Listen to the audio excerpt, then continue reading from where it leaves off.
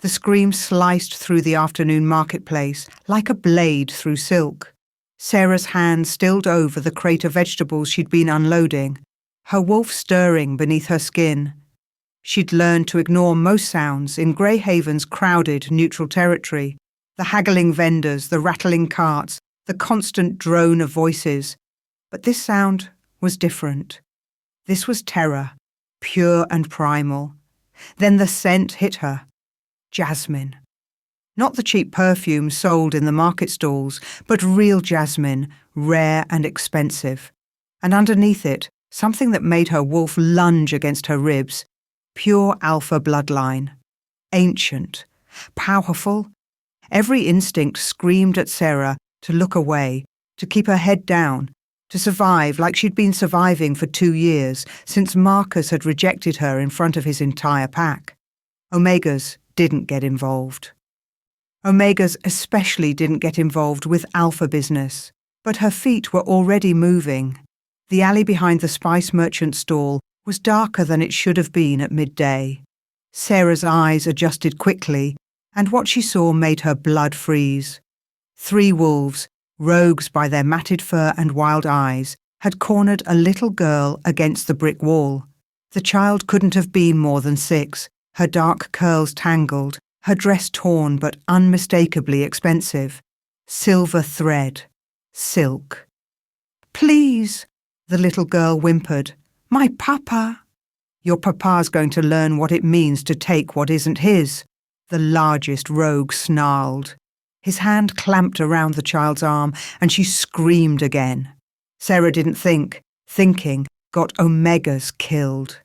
She shifted partially, just enough to let her claws extend, her canines lengthen. Her wolf was smaller than most, weaker, but she'd learned to fight dirty in Greyhaven's back streets. She'd learned that survival mattered more than pride. "Let her go." Her voice came out steadier than she felt. The 3 rogues turned. For a moment they looked confused. An Omega challenging them? Then the leader laughed, a sound like breaking glass. "Walk away, little Omega. This doesn't concern you." But the child's eyes had locked on Sarah's. Brown eyes wide with hope and terror. And something in those eyes reached past every wall Sarah had built around herself, past every lesson she'd learned about staying invisible. She lunged. She was small, but she was fast. Her claws caught the leader across his face, drawing blood. He roared, releasing the child, and Sarah screamed, "Run!" The little girl didn't run. She pressed herself against the wall, frozen. Pain exploded across Sarah's ribs as the second rogue's claws tore through her shirt and skin. She gasped, stumbled, tasted copper in her mouth. The leader grabbed her throat, lifting her off the ground. "Stupid Omega," he hissed. His breath reeked of rot. "You're going to die for nothing." Black spots danced in Sarah's vision. She clawed weakly at his hand, her wolf whimpering. This was it. This was how she died, in an alley, alone, for a child she didn't even know. Whistles pierced the air, city guards. The rogue's eyes narrowed. He leaned close, his mouth by Sarah's ear. "The king will bleed through his pup. Tell him that. Tell him we're just getting started." He dropped her. Sarah crashed to the ground, her wounded ribs screaming. Through blurred vision, she watched the 3 rogues melt into the shadows at the alley's far end, disappearing like smoke. Footsteps. Running. The guards were coming. Sarah tried to push herself up, but small hands grabbed her face. The little girl had crawled to her side, her brown eyes streaming tears. "You're hurt," the child whispered. "You're hurt because of me." "I'm okay," Sarah managed, though blood was soaking through her shirt. "You need to. The guards will help you. They'll take you home." But the little girl shook her head violently. She pressed herself against Sarah's side, her small body trembling. And then Sarah felt it. A brush against her consciousness, a wolf presence reaching for hers. The child's wolf, young and frightened, searching for comfort and recognizing something. "Safe," the little girl whimpered, her voice taking on the dual tone of a wolf speaking. "Mama safe." Sarah's heart stopped. "No, sweetheart, I'm not. Miss, are you all right?" A city guard appeared at the alley's entrance, his hand on his weapon. 2 more flanked him. "The girl?" Sarah gasped. "Take the girl, she needs—" The guard's face went white. He was staring at the child, and Sarah saw recognition dawn in his eyes, and fear. "Sweet goddess," he breathed. "That's—" The screech of tires cut him off. Sarah looked up in time to see 3 black SUVs slam to a stop at the alley's entrance. Doors flew open. Wolves poured out, not just any wolves, but elite guards, their power rolling off them in waves that made Sarah's Omega instincts scream at her to bare her throat, to submit, to disappear. And then he emerged. Sarah had never seen the Alpha King in person. Most wolves hadn't. Thorn Blackfang ruled the Northern Territories from his fortress in the mountains, appearing in public only for major ceremonies. But she'd seen his picture, heard the stories. They didn't do him justice. He was massive, at least 6.5 feet tall, his shoulders broad enough to block out the sun. Black hair, sharp features, eyes the colour of winter storms. He wore a dark suit that probably cost more than Syrah made in a year, but it was his presence that staggered her, power so concentrated it felt like standing next to a lightning strike. Those storm-grey eyes swept the alley and landed on the little girl. "Luna." His voice was quiet, but it carried. The child's head jerked up. "Papa." Luna scrambled to her feet and ran. Thorn dropped to one knee, catching her as she crashed into his chest.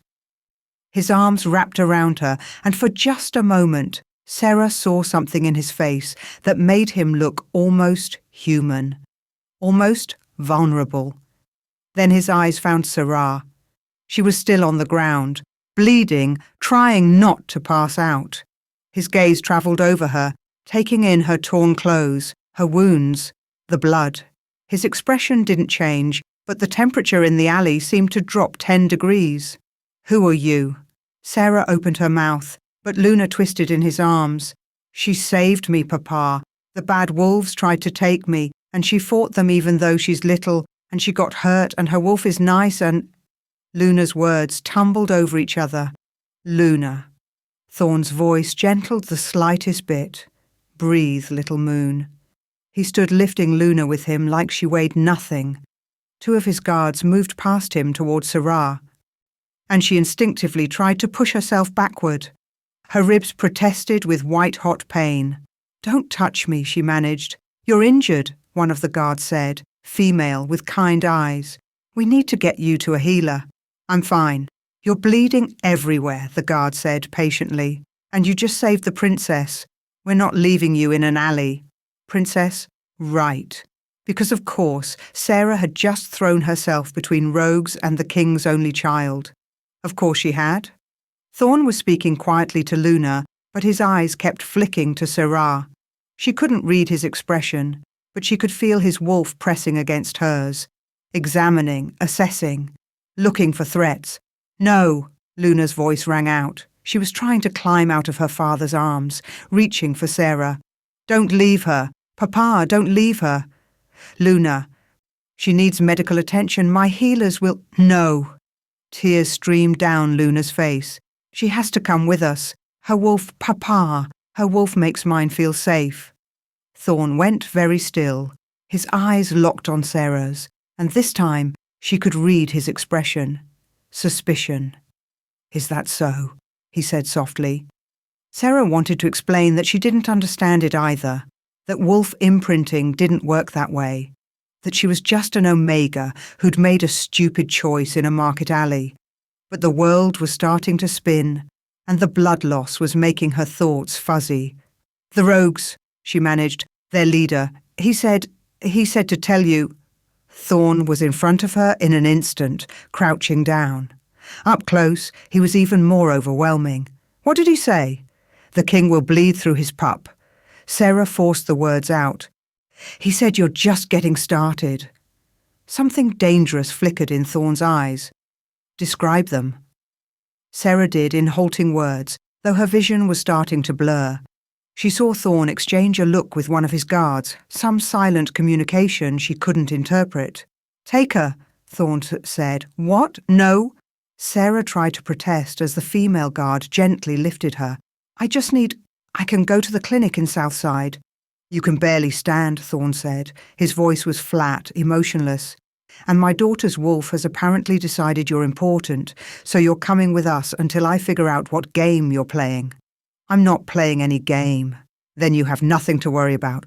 He turned away, Luna still in his arms. The little girl was staring at Sarah over his shoulder, her small hand reaching out. "It's okay," Sarah tried to tell her. "I'm okay." But as the guard carried her toward the SUVs, past gawking market vendors and shocked onlookers, Sarah knew that nothing was okay. She'd just saved the Alpha King's daughter. She'd caught the attention of rogues who wanted him dead. And somehow, impossibly, a royal pup's wolf had imprinted on an Omega who had nothing. No pack, no mate, no future. As they loaded her into an SUV, Sarah caught one last glimpse of the alley where everything had changed, where the scent of jasmine and blood had tangled together, where her invisible life had just become very, very visible. Wanting to see what would happen next? Subscribe to this channel to get to listen to more of our upcoming exciting stories. Click on the subscribe button now. Thank you. Chapter 2. The royal palace looked like something out of a fairy tale, all gleaming white stone and soaring towers. Sarah had seen it from a distance before, perched on the mountain overlooking Greyhaven like a crown. She'd never imagined she'd see it up close, and certainly not from the back seat of an SUV, with the Alpha King's beta watching her like she might explode. "You'll find the accommodations comfortable," Cassian said. He was blonde, handsome in a cold sort of way, with eyes that calculated everything. "His Majesty has arranged for you to stay in the family wing." Sarah's head snapped up from where she'd been examining the fresh bandages the guards had wrapped around her ribs. "The family wing? No. I just need a healer to check my wounds. And then I can return to your 3 jobs and your studio apartment in the Southside slums?" Cassian's smile didn't reach his eyes. "I don't think so. Those rogues have your scent now. They threatened the king through his daughter.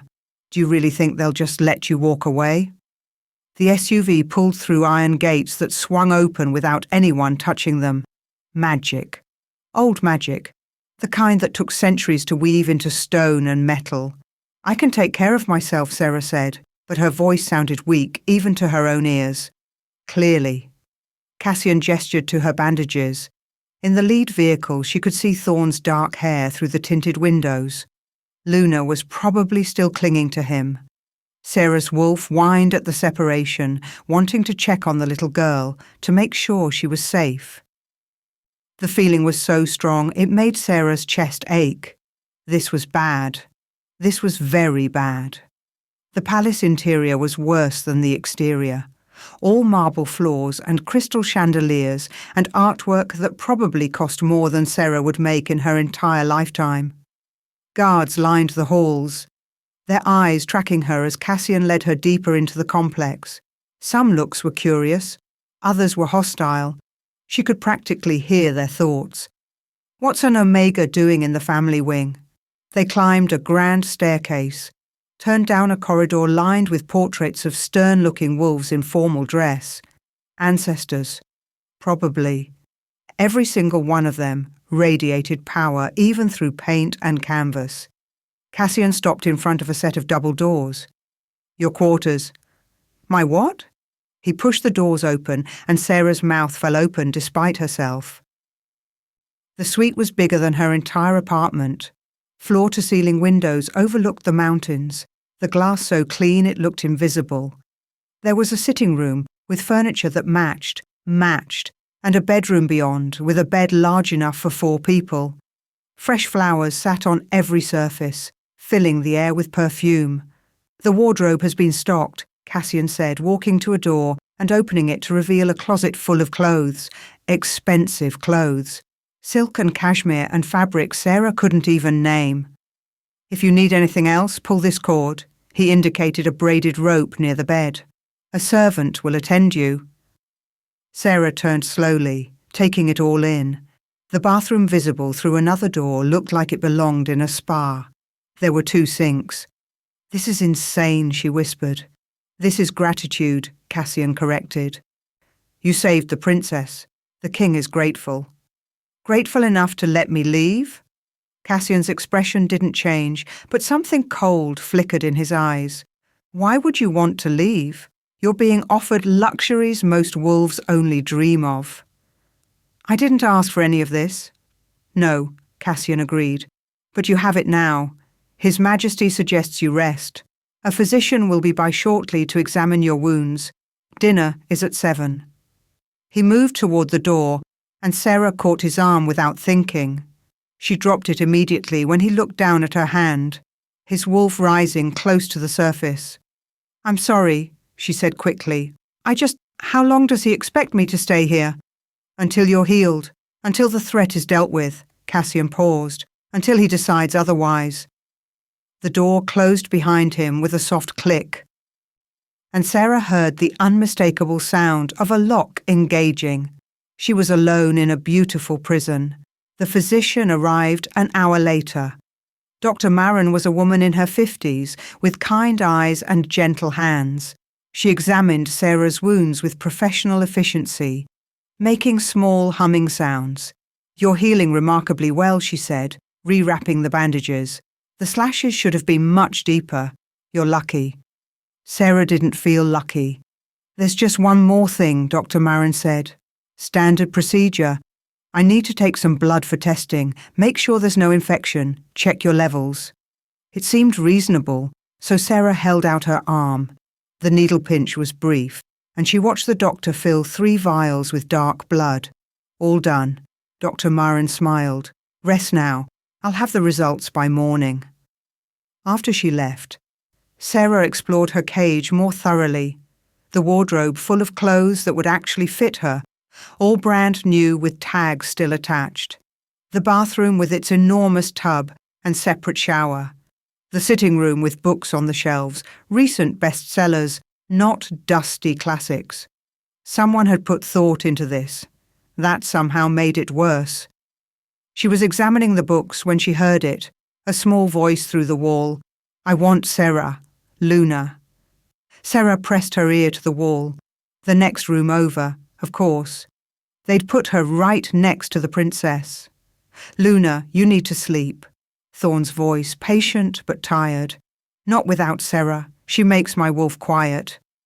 "Your wolf is fine, little moon. You're safe here." "But Sarah's scared. I can feel it. Her wolf is scared and mine wants to help."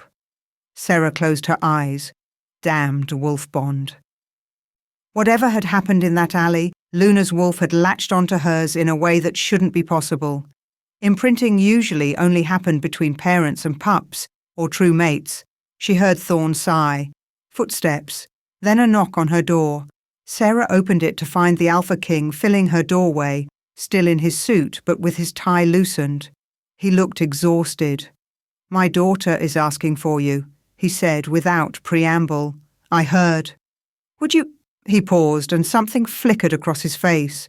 "Would you mind sitting with her until she falls asleep?" It wasn't really a question, but it wasn't quite a command either. Sarah should say no. She should establish boundaries, make it clear she wasn't here to be Luna's nanny or emotional support Omega. But she thought of those brown eyes, that small voice. "Mama, safe." "Okay," she said quietly. Thorne's room was next to Luna's. She saw another set of doors standing open as he led her down the hall. Luna's room was what a princess's room should be. Pale pink walls, a canopy bed with gauzy curtains, shelves full of toys and books, and in the middle of it all, a small girl in pajamas covered in moons and stars. "Sarah?" Luna scrambled off the bed and ran to her, wrapping small arms around Sarah's waist. "You came. Hey, little moon." Sarah stroked her dark curls and something in her chest settled. Her wolf was purring, content to have the pup close. "Will you stay while I sleep? Please?" "I'll stay." Relief flooded Luna's face. She climbed back into bed and Sarah sat on the edge, tucking the blankets around her.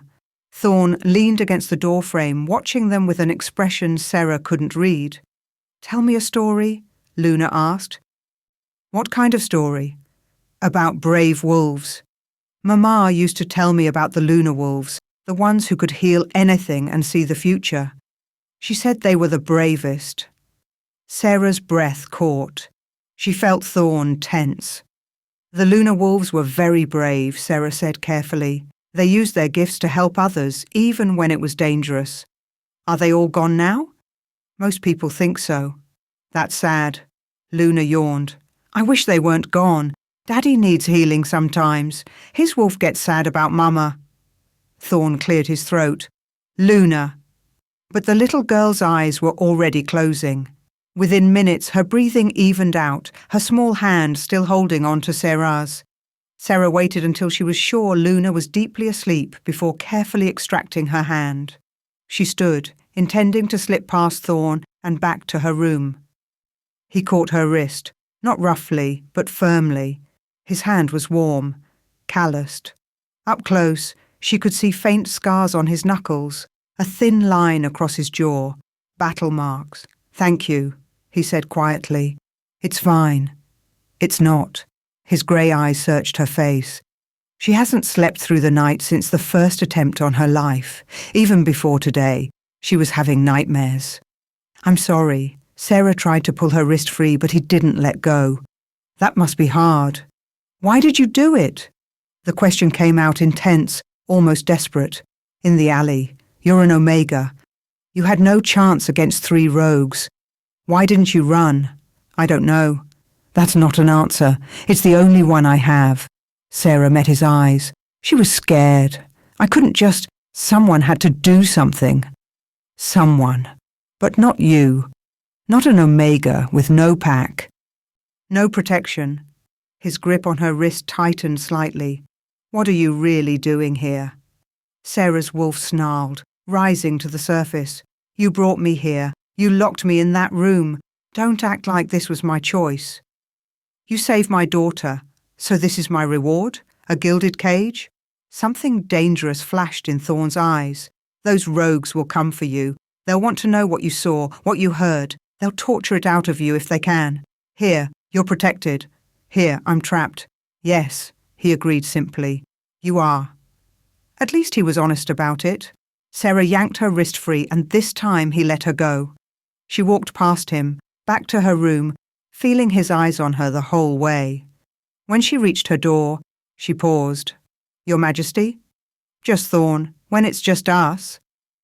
The informality felt wrong, too intimate. "Those rogues, do you know who they are?" "We're investigating. They said you took something that wasn't yours. What did they mean?" Thorn's expression closed off. "That's not your concern. They tried to kidnap your daughter because of it. I think it became my concern the moment I got involved." For a moment she thought he might actually answer. Then he turned away. "Good night, Sarah." The dismissal was clear. Sarah went into her room and closed the door, listening for the lock. It didn't click this time. Small mercies. 3 days passed in a strange sort of purgatory. Sarah's wounds healed with shocking speed. Within 48 hours, the slashes across her ribs were pink scars, and by the 3rd day, even those were fading.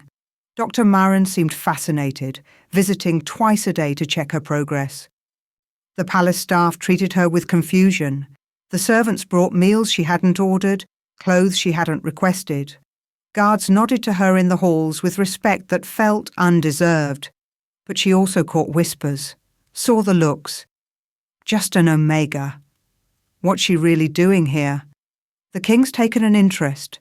You know what that means. The last made her stomach turn. She'd heard the stories about powerful alphas and the Omegas they used. Marcus had taught her that lesson well. Luna visited every day, usually dragging Sarah to the gardens or the library or the music room. The little girl chattered endlessly, telling stories about her mother, asking questions about Sarah's life in Greyhaven. Thorn was always nearby, watching them with that same intense focus. Sarah tried not to notice how her wolf responded to his presence. The way her pulse picked up when he entered a room, The way her skin felt sensitized when he stood close. It was wrong, impossible. She'd been rejected. Her wolf was broken. This couldn't be what it felt like. On the third evening, Sarah was in the library with Luna reading her a story when Dr. Marin appeared with Thorn. Both wore grave expressions. "Luna," Thorn said gently, "go with Cassian for a bit. He has a surprise for you." Luna's eyes lit up. She kissed Sarah's cheek and ran off, leaving Sarah alone with the king and the physician. "Is something wrong?" Sarah asked. "Are my wounds?" "Your wounds are healing beautifully, too beautifully." Dr. Marin exchanged a look with Thorn. "Ms. Ashwood, I need to share something with you. The blood work I took, it showed some unusual markers." "Unusual how?" "Genetic markers we haven't seen in over a century, markers associated with a specific bloodline." Dr. Marin paused. "You're a lunar omega." The words didn't make sense at first. Sarah blinked at her. "That's not possible. The lunar omegas are extinct. They died out during the Wolf Wars." "We thought so too," Thorn said. "Apparently we were wrong." "But I'm nobody. I'm a rejected omega working in Greyhaven. If I was one of these lunar whatever, someone would have known. Someone would have noticed. Unless your family went into hiding," Dr. Marin said gently. "The lunar omegas were hunted during the wars because of their gifts. Healing, prophecy, the ability to strengthen pack bonds. They were seen as too powerful, too dangerous. Many went underground, suppressed their abilities, bred into normal omega lines to hide." Sarah's mind was reeling. "My parents, they died when I was young. House fire, I grew up in foster care." "House fire," Thorn repeated. "Or something else?" The implication made Sarah's blood run cold. "You think they were killed? Because of what they were?" "It's possible. The extremist factions who wanted lunar omegas eliminated. They never fully disappeared." Thorn moved closer. "This explains why Luna's wolf bonded with you. Lunar omegas have a natural affinity with alpha bloodlines, especially children. They were traditionally protectors and healers to royal families." "This is insane." "This is dangerous," Thorn corrected. "If word gets out what you are, every power-hungry alpha in the territories will come for you. Some will want to use you. Others will want to eliminate the bloodline for good." Sarah sank into a chair, her legs suddenly unsteady. "So what do I do?" "You stay here, under my protection." "In this beautiful prison." "Yes." At least he was still being honest. Dr. Marin excused herself, leaving Sarah alone with Thorn. He stood at the window, looking out at the mountains, his hands clasped behind his back. "How many people know?" Sarah asked. "Just the doctor, myself, and now you. I've ordered the blood work sealed." "Your beta? Cassian?" "No." That seemed significant somehow. "Why not?" Thorn turned to face her. "Because I don't know who to trust anymore. There have been 3 attempts on Luna's life in 6 months. Someone is getting information from inside the palace. Someone close. You think it's Cassian?" "I think it could be anyone." The weight of that settled between them. Sarah thought about the rogues, their leader's words. "The king will bleed through his pup." "What did you take from them?" she asked. "The rogues. They said you took something." Thorn's jaw tightened. "That's complicated. I have time, and apparently I'm not going anywhere." For a long moment she thought he wouldn't answer. Then he sighed, moving to sit across from her. In the evening light he looked older, more tired. "There's a territory dispute," he said. "The Eastern Badlands. Technically neutral ground, but it borders my territories. A rogue faction tried to claim it, use it as a base to launch attacks on my packs. I intervened, pushed them out, stationed guards there. So you did take something." "I protected my people, and made enemies in the process. I made enemies the day I was born an Alpha Prince." His eyes met hers. "Comes with the crown." Sarah thought of Luna, small and scared in that alley. She doesn't deserve this. She's just a child. No, she doesn't. Something raw crossed Thorne's face. Her mother didn't either. The pain in his voice was so stark, it made Sarah's chest ache. Without thinking, she reached out and touched his hand. "I'm sorry." Thorne stared at her hand on his, and Sarah felt it, the jolt of electricity, the way both their wolves surged forward, recognition sparking between them. She yanked her hand back, but it was too late. The damage was done. "You felt that," Thorne said. It wasn't a question. "I don't know what you're talking about. Don't lie to me, Sarah. I'm not—" But her voice shook.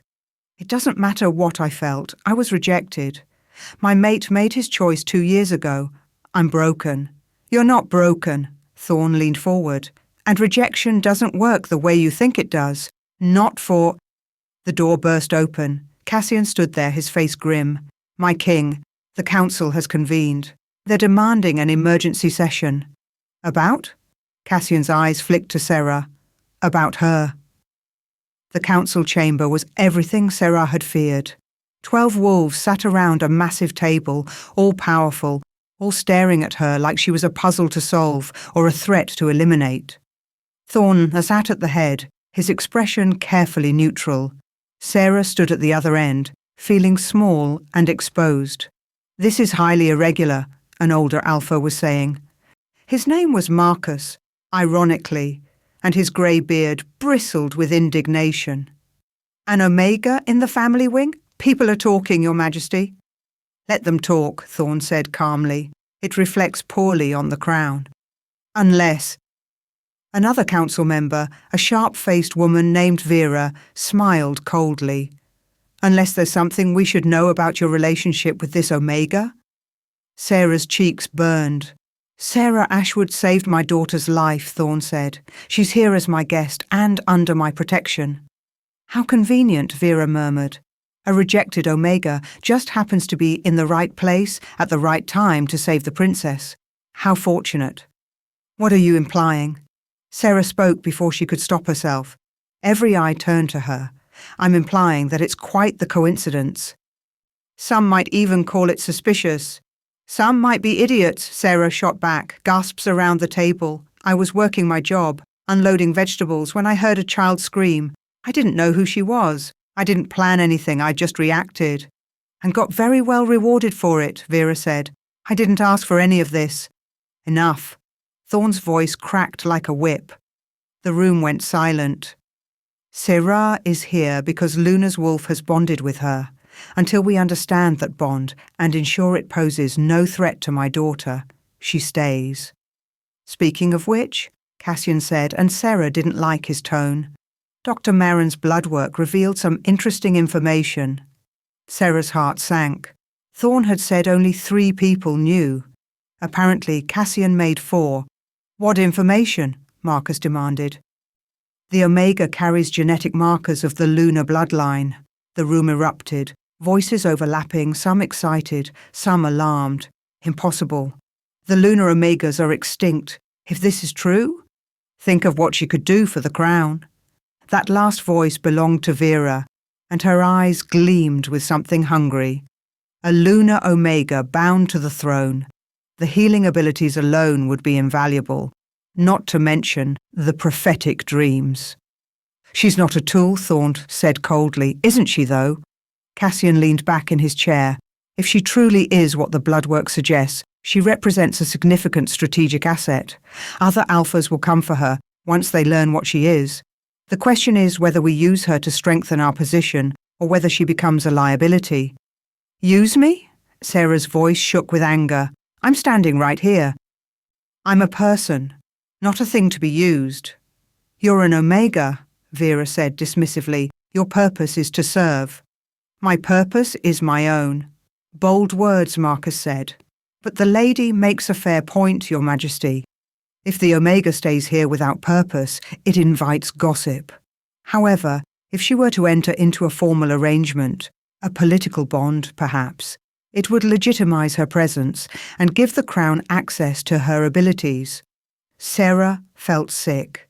"A political bond, a mating bond," Cassian clarified. "To a high-ranking alpha, Someone loyal to the crown who could ensure your gift served the kingdom. I'm not mating anyone. It wouldn't have to be a love match, Vera said. Just a practical arrangement. You'd be well cared for, and in exchange. No. Sarah's wolf snarled inside her. Absolutely not. It's not really your choice, Cassian said. You're under the king's protection. That means you're subject to the king's authority. Sarah looked at Thorn, pleading silently for him to shut this down. But his expression was unreadable. There's another option, Marcus said slowly. We could study her. Understand the lunar bloodline, perhaps find a way to replicate it, for the good of all wolfkind. Study, Sarah repeated. You mean experiment on me? I mean research, medical research that could benefit countless wolves. Over my dead body. That could be arranged, Vera murmured. Enough. Thorn slammed his hand on the table. The wood cracked under the impact. No one is forcing Sarah into a bond. No one is studying her. She saved my daughter, and she will be treated with respect. Then what do you propose? Cassian asked. His eyes were sharp, calculating. Unless you're keeping her for yourself, my king? The question hung in the air, loaded with implication. Thorn's gaze locked on Sarah's. She saw something flicker there. Hunger, possessiveness, something wild and barely controlled. His wolf was close to the surface, she realized, and it was focused entirely on her. Council dismissed, Thorn said quietly. We'll revisit this discussion when I've had time to consider all options. The council filed out, some looking satisfied, others frustrated. Cassian was the last to leave, and he paused by Sarah. Think about what I said, he murmured. A political bond wouldn't be so bad. Better than the alternatives. When they were finally alone, Sarah turned on Thorn. You said only 3 people knew. Cassian is my beta. He has access to all royal records. And now your entire council wants to either force me into a mating bond or cut me open to see how I work. They can want whatever they like. I'm still king. For how long? Sarah's hands were shaking. How long before they push hard enough that you have to give them what they want? Thorn moved toward her, and Sarah backed up until she hit the wall. He didn't touch her, but his presence surrounded her, his wolf pressing against hers. I don't give people what they want, he said softly. I give them what I decide they need. And right now, what they need is to leave you alone. Why? The question came out as a whisper. Why protect me? You don't know me. You don't owe me anything. You saved my daughter. That's not reason enough. Not for this. Thorn's hand came up, and for a moment Sarah thought he might touch her face, but he stopped just short, his palm hovering near her cheek. My wolf knows you, he said, from the moment in that alley when I caught your scent mixed with Luna's. My wolf recognized something, and I don't understand it any better than you do, but I'm not going to let anyone hurt you while I figure it out. Before Sarah could respond, before she could process what he was saying, screaming erupted from somewhere in the palace. Luna's screaming. They ran. They found Luna in her room, sobbing so hard she could barely breathe. Her nanny was trying to calm her, but the little girl was inconsolable. The moment she saw Sarah, she launched herself across the room. You can't leave, Luna wailed, wrapping herself around Sarah's legs. You can't leave me like Mama did. Luna, sweetie, I'm not leaving. You are. I heard you thinking it. Your wolf is scared and wants to run. Damned wolf bond. Sarah knelt down, gathering the little girl close. I'm not going anywhere right now, I promise. But you want to. You're scared of the bad people in the castle. Thorn went very still. What bad people, little moon? Luna's face was red and blotchy from crying. She looked at her father with heartbreaking seriousness. The ones who killed Mama. The room went silent. Luna, Thorn said carefully. Your Mama was sick. We talked about this. No. Luna shook her head violently. Mama told me before she died. She said someone gave her poison. She said someone in the castle wanted her gone. Tears streamed down her face. She said to be careful. She said not everyone is who they pretend to be. Thorn's face had gone pale. Why didn't you tell me this before? I was scared. I'm still little. I thought maybe I dreamed it. Luna buried her face in Sarah's shoulder. But I didn't dream it. Mama really said it. And now the bad people want to hurt me too, and they'll hurt Sarah if she stays. But I need her. I need her. She dissolved into sobs again. Sarah held her, rocking gently while her mind raced. The Queen had been poisoned, murdered. And the killer was still here, in the palace, among people Thorn trusted. She looked up to find Thorn staring at her with an expression that made her blood run cold. Not because it was angry or frightening, but because it was raw and desperate and absolutely terrifying in its intensity. "You can't leave," he said. "I know. I mean it, Sarah. Luna's wolf has bonded to you. If you leave now..." "I know." And she did know. She knew that walking away would break something in this little girl who'd already lost her mother. She knew that the rogues wouldn't stop hunting her just because she wasn't in the palace anymore. She knew that whatever her bloodline meant, it had painted a target on her back. But most terrifying of all, she knew that her wolf didn't want to leave. Her broken, rejected wolf had found something here in this gilded cage, something that felt dangerously like home. She looked down at Luna, still crying in her arms, then up at Thorn, his grey eyes holding 1,000 unspoken promises and threats. The enemy was inside the walls, and Sarah had just chosen to stay and fight.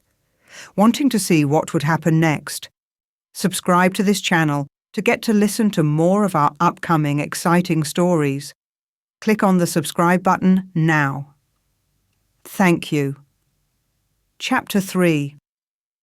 The Blood Moon Festival had always been Sarah's favourite night of the year, even when she was scraping by in Greyhaven. Something about the way the moon turned crimson, the way magic thickened in the air until you could almost taste it. It had always made her wolf restless in a way that felt like coming home. Now, standing on the palace balcony in a gown she hadn't chosen, watching thousands of wolves gather in the courtyard below for the ceremony, she just felt trapped. "You don't have to attend," Thorn said from behind her. He'd been hovering for the past week, ever since Luna's revelation about her mother's murder. Personal guard, he'd called it. Prison warden, Sarah thought. "I can make your excuses. And have the council talk more about how the strange Omega is hiding in the shadows." Sarah turned to face him. "I don't think so." He was dressed formally, all black and silver, the crown sitting heavy on his dark hair. He looked every inch the Alpha King, powerful, untouchable, dangerous. But Sarah had learned to read the tension in his shoulders, the way his jaw tightened when he was worried. "They're going to stare," he said. "Let them. Some of them want you dead, Sarah." "I know." She smoothed down the deep blue gown that had appeared in her wardrobe that morning, silk that probably cost more than her old apartment. But Luna's excited about the festival. She asked if I'd watch the moon ceremony with her. I'm not going to hide and disappoint her. Something flickered in Thorn's eyes. Approval, maybe. Or concern. With him, it was hard to tell. "Stay close to me," he said. "Don't accept any food or drink unless I've approved it first. If anything feels wrong, I'll run screaming to my overprotective Alpha King." The words came out sharper than she'd intended. "Sorry, this past week has been a lot." "I know." And he did know, Sarah realised. He'd been there for all of it. The council meetings where they debated her fate like she wasn't in the room. The lessons from tutors trying to teach her to behave like proper Omega, to defer and submit. The whispers from staff who thought she was scheming to seduce their way into the crown. Through it all, Thorn had been a constant presence, sometimes infuriating, often overwhelming, but always there. Her wolf had started purring whenever he entered a room. That was a problem. "We should go," Thorn said. "The ceremony starts soon." He offered his arm, and after a moment's hesitation, Sarah took it. The contact sent sparks through her skin. It always did now. Whatever was happening between them was getting stronger, and it terrified her. They descended the grand staircase together, and Sarah felt the weight of hundreds of eyes tracking their movement. The crowd parted for them, whispers following in their wake. Is that her? The lunar Omega. She doesn't look like much. The king barely leaves her side. My cousin said she's using magic to seduce him. Sarah kept her chin up and her expression neutral. Years of being invisible had taught her how to endure scrutiny. Luna was waiting for them at the base of the stairs, practically vibrating with excitement in her little crimson dress. Sarah! Papa, come on up. The moon's almost up. She grabbed Sarah's free hand, and suddenly Sarah was being pulled through the crowd by an over-enthusiastic 6-year-old while tethered to the Alpha King. It should have been ridiculous. Instead, it felt oddly right, like pieces of a puzzle clicking together. Her wolf hummed contentment. Stop that, Sarah told it firmly. We're not doing this. Her wolf ignored her as usual. They took their places on the royal dais overlooking the courtyard. The council was already assembled. Cassian stood to Thorne's right, his expression carefully neutral. Councilwoman Sylvain was there too, her silver hair gleaming in the torchlight, her smile cold as she nodded to Sarah. Such a lovely gown, dear, Sylvain said, though perhaps a bit too fine for an Omega of your background. Sylvain. Thorne's voice held warning. I meant no offence, Your Majesty. Simply an observation. Luna squeezed Sarah's hand. I think you look beautiful, she whispered. Thank you, little moon. The ceremony began as the moon rose, fat and red on the horizon. The high priestess, an ancient wolf named Mora, who looked half mummified, raised her arms and began the traditional chant. The crowd joined in, voices rising in the old language. Sarah knew the words. Every wolf did. It was tradition. But as she started to speak them, something strange happened. The words felt alive in her mouth. They tasted like copper and moonlight and something older than memory. Her skin began to tingle, warmth spreading from her chest outward. Sarah? Luna's voice sounded far away. Your eyes. The world tilted. Sarah tried to focus, but light was bleeding into everything. Silver light. Bright and cold and ancient. It poured from her skin, her eyes, her open mouth as the chant continued. She heard screaming, gasps. Thorne's voice sharp with alarm. Sarah! But she couldn't stop. The words kept coming, not in her voice anymore, but in something that resonated in her bones. The old language, older than the ceremony, older than the kingdom itself. By blood and moon, by broken bonds made whole, the child of prophecy stands at death's door. 3 days hence, when shadows fall and silver betrays, the young wolf falls unless the broken become complete. 2 wolves, 2 powers, 2 hearts aligned, or the bloodline ends and darkness reigns. The silver light exploded outward in a wave, and Sarah felt herself falling. Strong arms caught her. Thorne's scent wrapped around her, pine and winter storms, as he pulled her against his chest. Clear the dais, he roared. Everyone back! But Sarah couldn't hear them anymore. Her consciousness was spiralling away, pulled into a vision so vivid it felt real. Luna screaming. A blade, silver and ancient, raised high. Blood on marble floors. The little girl's brown eyes going dark as her life faded. And standing over her body, someone Sarah trusted. Someone close. I'm sorry, the figure whispered, but the lunar bloodline must end. It's the only way to save us all. Sarah screamed and fought her way back to consciousness. She was in her room. No, Thorne's room, she realized. Larger, darker, more masculine. She was lying on his bed, and he was sitting beside her, his hand wrapped around hers. Easy, he said softly. You're safe? Luna. Sarah tried to sit up, but her body felt like lead. Luna is fine. She's with her guards. What happened, Sarah? What did you see? The vision crashed over her again, and Sarah couldn't stop the sob that tore from her throat. She dies. In 3 days someone kills her. I saw it, Thorn. I saw her blood on the floor. I saw... Who? Thorn's voice was deadly calm. Who kills her? I don't know. They were in shadow. But they said the lunar bloodline must end. Sarah finally managed to sit up, clutching his hand like a lifeline. The prophecy, did I really speak it out loud? Every word, in front of 500 witnesses. Thorn's jaw was tight. Half the kingdom thinks you're blessed by the goddess, the other half thinks you're cursed. What do you think? He looked at her, really looked at her, and Sarah saw something raw in his eyes. I think you're terrifying. And I think you might be the only thing standing between my daughter and death. I don't know how to control this. I don't know what I'm doing. Then we figure it out. Together. Thorn stood, pacing to the window. The prophecy mentioned betrayal by trusted Silver, Sylvain. You think she's the traitor? I think she's been pushing hardest for you to leave. I think she was one of the last people to see my mate before she died.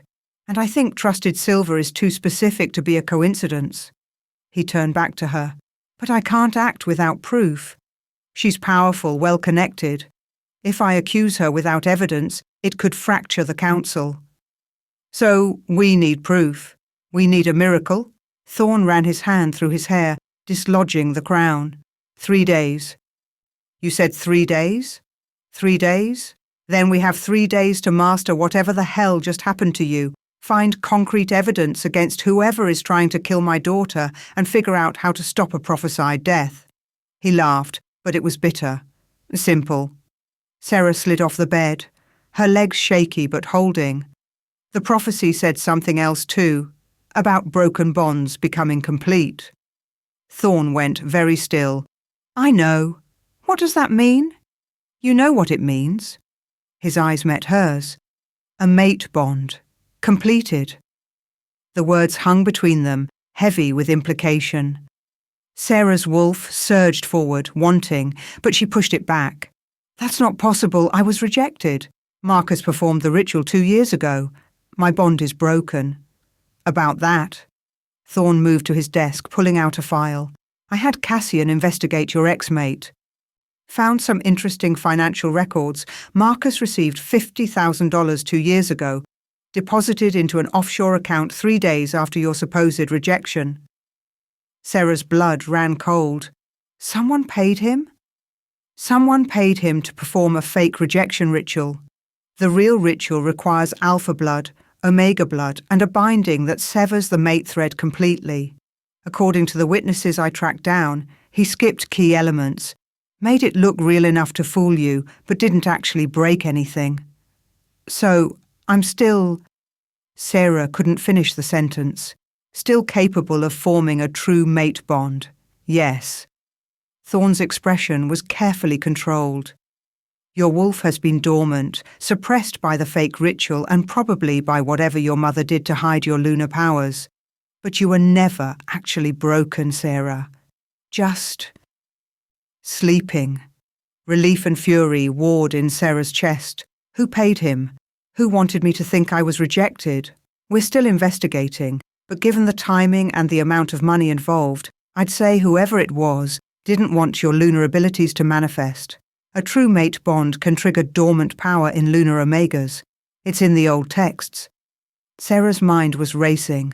So if I complete a mate bond, your full powers would emerge. You'd be able to access the lunar gifts properly. Healing, prophecy, pack bonding. Everything your bloodline was known for. Thorn moved closer. And if that mate bond was with an Alpha King, the combined power would be significant. Significant enough to save Luna.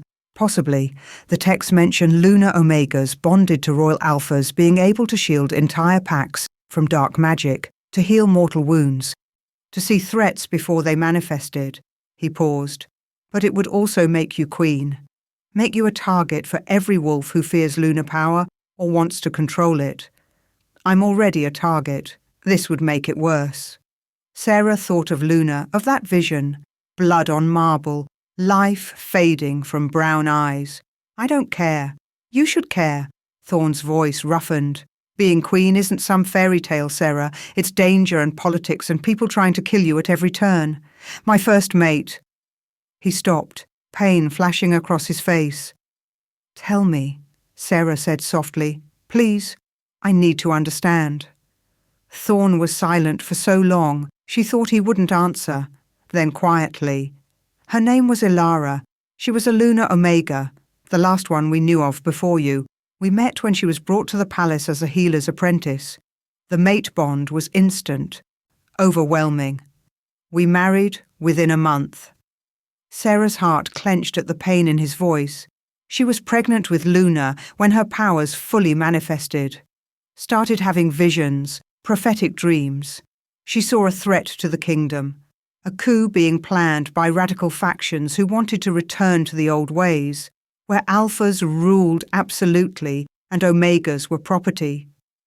Thorne's hands clenched into fists. She tried to warn the council. Most of them dismissed her. But someone took her seriously enough to see her as a threat. Sylvain? I don't know. I never had proof. But 3 weeks before Luna was born, Ilara started getting sick. The doctors said it was the pregnancy, perfectly normal. But she knew. She told me someone was poisoning her. His voice cracked. I didn't believe her. I thought it was paranoia from the visions, hormones from the pregnancy. I told her she was safe, that I'd protect her, that no one would dare. Thorne, Sarah whispered. She died 2 days after Luna was born, held our daughter once, told me to keep her safe, and then she was gone. He looked at Sarah, and his eyes were devastated. They called it complications from childbirth. I had her body examined by 6 different doctors. None of them found anything, but I knew. I failed her, Sarah. I failed to protect her, and she died because of it. Sarah crossed the space between them and took his face in her hands. That wasn't your fault, wasn't it? I'm the Alpha King. I'm supposed to be able to protect my people, my mate, and I couldn't even save. He stopped, pulling away. Do you understand now? Do you understand why I can't, why this can't? Why you're terrified, Sarah finished. Because fate gave you another Lunar Omega to protect, and you're afraid you'll fail again. I'm not afraid. But his voice shook. I'm certain. They'll come for you, Sarah, just like they came for her, and I can't. So your plan is what? Keep me at arm's length, refuse the mate bond, let Luna die because you're too scared to try? Anger flashed in Thorne's eyes. I'm trying to keep you alive. I don't need you to keep me alive. I need you to help me save your daughter. Sarah's wolf was pushing at her, demanding to be heard. The prophecy was clear. Broken bonds must become complete. That's me, Thorne. My fake rejection. My dormant powers. I'm the broken bond. And you're the king who has to choose between crown and heart. You're asking me to make you a target. I'm asking you to let me help. I'm asking you to stop seeing me as some fragile thing that needs to be wrapped in cotton and hidden away. Sarah's voice rose. I'm a Lunar Omega. I was hunted before I even knew what I was. My mother faked my rejection to keep me weak and hidden. Someone wants my bloodline dead. Well, guess what? I'm done hiding. I'm done being weak. And I'm done watching you torture yourself over a death you couldn't prevent. You don't understand. I understand perfectly. You loved her. You lost her. And now you're so terrified of losing someone else that you'd rather push me away than risk your heart. Sarah's eyes stung. But Luna doesn't have time for your fear, Thorne. In 3 days, she dies unless we figure this out. So either help me or get out of my way. The silence stretched between them, charged with tension and unspoken things. Then Thorne moved. One moment he was across the room. The next he had Sarah pressed against the wall, his body caging hers, his eyes blazing. You think I'm not terrified? He growled. You think I don't feel the mate bond trying to snap into place every time you're near? You think I don't want to claim you, mark you, make you mine so thoroughly that no one would dare touch you? Sarah's breath caught. Thorn. But I watched my mate die. I held her as the poison worked through her system, and I couldn't do anything. I couldn't save her. And the thought of going through that again, of watching you suffer because I was too weak to protect you. Then don't be weak. Sarah grabbed his shirt, pulling him closer. Be strong enough to accept help, strong enough to trust me, strong enough to let me choose my own risks. Why? The question came out desperate. Why would you choose this? You could run. Leave the palace, hide, live a quiet life somewhere. Why stay? Because of Luna. The answer came easily. Because she's a little girl who lost her mother and she's scared and she needs someone. And because... Sarah hesitated, then plunged forward. Because my wolf chose you. From the moment in that alley, when your scent hit me and your power rolled over me, my wolf knew. Even broken, even dormant, she knew. Thorn's forehead dropped to rest against hers. This is a mistake. Probably. You'll regret it. Maybe. I'm a terrible mate. I'm cold and I'm controlling, and I carry more scars than I know what to do with. I'm a rejected Omega with powers I don't understand and a target on my back. We're quite a pair. He laughed, rough and broken. Sirrah. A knock at the door interrupted them. They sprang apart as Cassian entered without waiting for permission. My king, we have a problem. Cassian's eyes flicked between them, noting their dishevelled state, but he kept his expression neutral. There's been another attempt. Someone tried to break into Luna's room.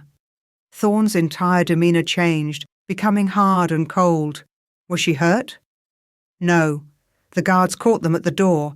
But, Your Majesty, it was one of our own, a palace guard who's been here for 3 years. He's demanding to speak with you. They found the guard in chains in the dungeon, a young beta named Marcus, not the same Marcus who'd rejected Sarah, thankfully. He was bleeding from where he'd fought the guards, but his eyes were wild, with something that looked like relief. Your Majesty, he gasped as Thorn entered. Thank the goddess. I need to tell you, she made me do it. She said she'd kill my family if I didn't... Who? Thorn's voice was deadly quiet. Councilwoman Sylvain. She's been planning this for months. She poisoned your mate. She's behind the attempts on the princess. She's working with the rogue factions. The words tumbled out. I didn't want to. I have a daughter. She's 6, same age as the princess, and Sylvain said she'd kill her if I didn't help. Slow down, Cassian commanded. What exactly did Sylvain ask you to do? Tonight, during the blood moon ceremony, I was supposed to create a distraction, draw the guards away from Luna's room so the rogues could take her. He looked at Sarah. But then you happened. The prophecy, the power, everything went to hell. Sylvain sent me anyway, said to improvise, but the guards were on high alert, and I... He sobbed. I'm sorry, I'm so sorry. But you need to know. She's planning something for the council meeting tomorrow. Something final. What kind of something? Thorn demanded. I don't know. She stopped telling me details after the first attempt failed. But I heard her talking to someone. On the phone, I couldn't see who. She said, tomorrow the Omega and the princess together. 2 problems, 1 solution. Sarah's blood ran cold. Thorn turned to Cassian. Triple the guard on Luna, lock down the council chambers, and bring me Sylvain. Now? She's already gone, Cassian said grimly. Her quarters are empty. It looks like she left in a hurry. Then find her. Tear the palace apart if you have to. But find her. As Cassian left to mobilize the guards, Thorn turned to Sarah. You're not going to that council meeting. The hell I'm not. Sarah, she's expecting me to hide. She's counting on you keeping me locked away while she goes after Luna. Sarah stepped closer. But what if we flip the script? What if I'm there at the meeting with my Luna powers on full display? She won't be able to resist coming after me herself. You're suggesting we use you as bait. I'm suggesting we end this. Tomorrow, at the council meeting, with the entire court watching. Sarah's jaw set stubbornly. 3 days until Luna dies, remember? We don't have time for subtle. Thorn looked like he wanted to argue, but footsteps in the corridor interrupted them. Luna appeared, escorted by 6 guards, her little face pale with fear. Papa. They said someone tried to hurt me again. Thorn swept her into his arms. You're safe, little moon, I promise. But for how long? Luna's voice was small. She looked over at Sarah. The prophecy said 3 days. That means I'm going to die, doesn't it? No, Sarah said firmly, moving to stand beside them. It means we have 3 days to make sure you live. Luna studied her seriously. Then quietly, will you be my new mama? The world stopped.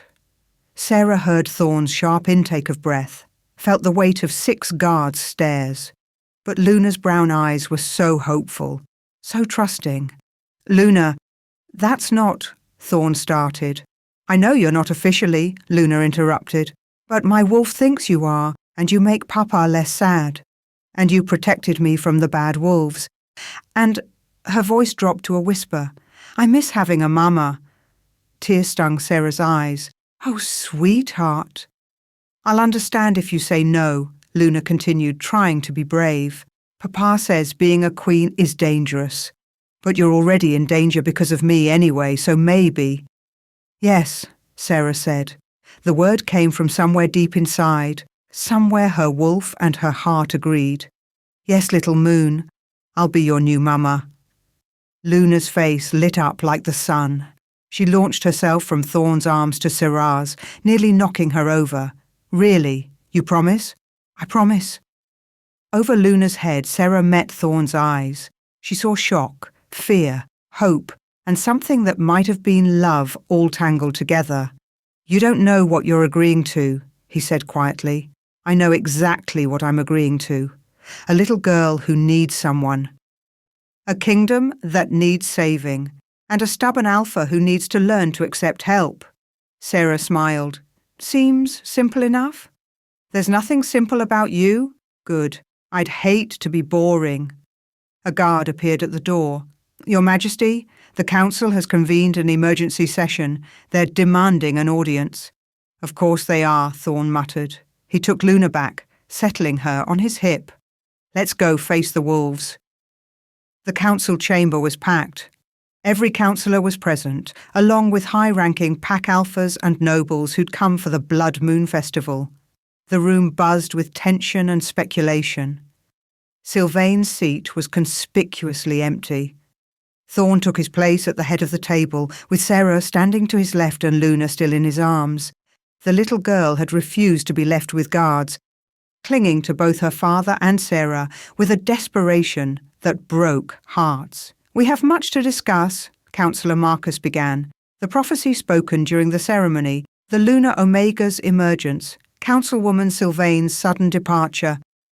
Sylvain is a traitor, Thorn cut him off. We have a witness who places her at the centre of the attempts on Luna's life, and evidence linking her to my first mate's death. Gasps around the table. Several councillors started talking at once. That's a serious accusation. Where's your proof? Sylvain has served this council for 20 years. The proof is being gathered, Cassian interjected. But given the prophecy's reference to betrayal by trusted Silver, we felt it prudent to act quickly. The prophecy, Vera spoke up, her voice dripping with disdain. Spoken by an Omega who's been in the palace for barely a week. An Omega who conveniently is now requesting to become queen. I didn't request anything, Sarah said. No? Vera's smile was cruel. Then what do you call telling the princess you'll be her new mother?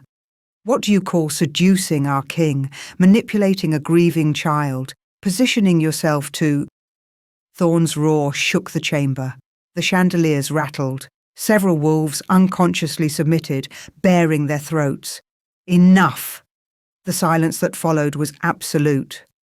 Thorn stood, carefully setting Luna down and positioning her behind him.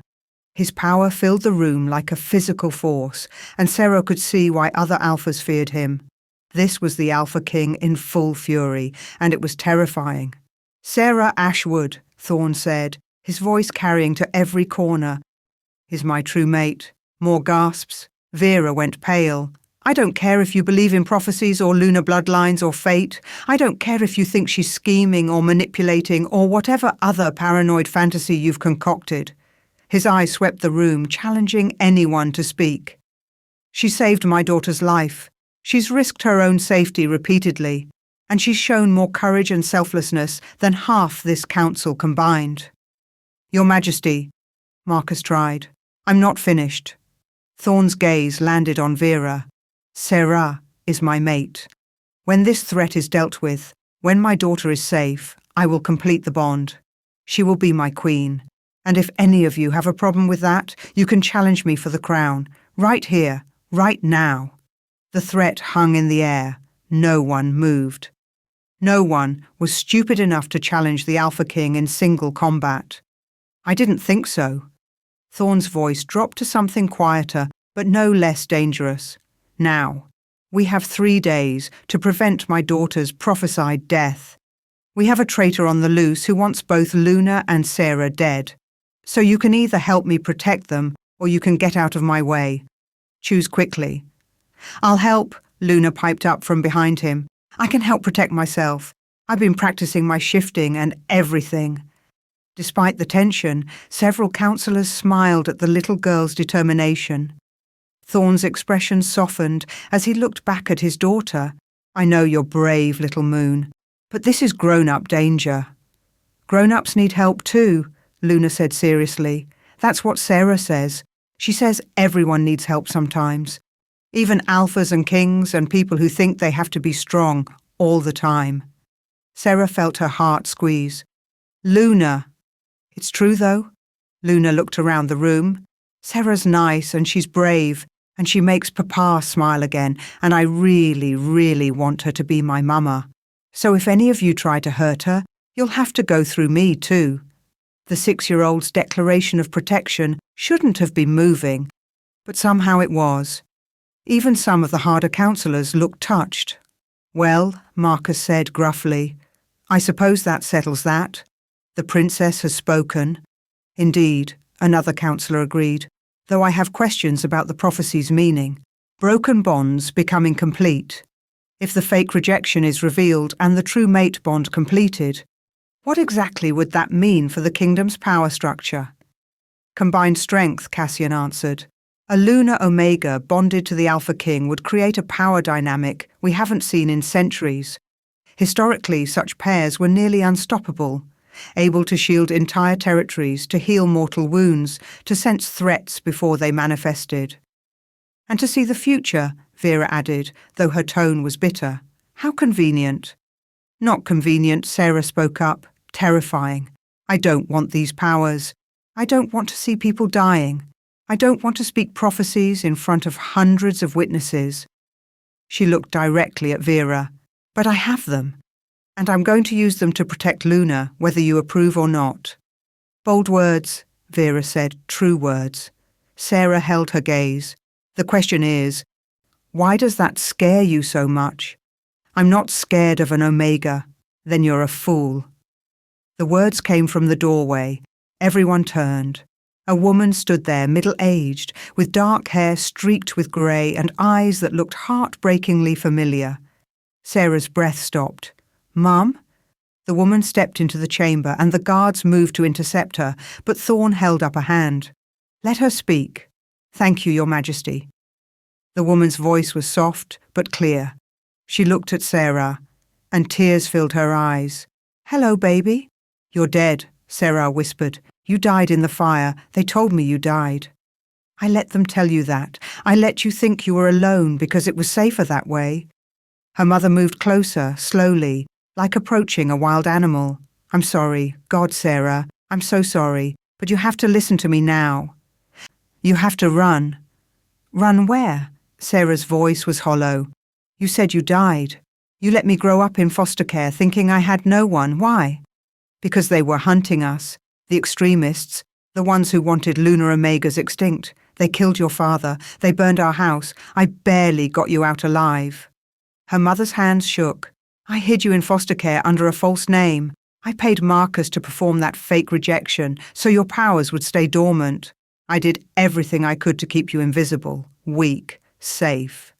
You made me think I was broken, Sarah said, and the pain in her voice made Luna whimper. I made you survive. Don't you understand?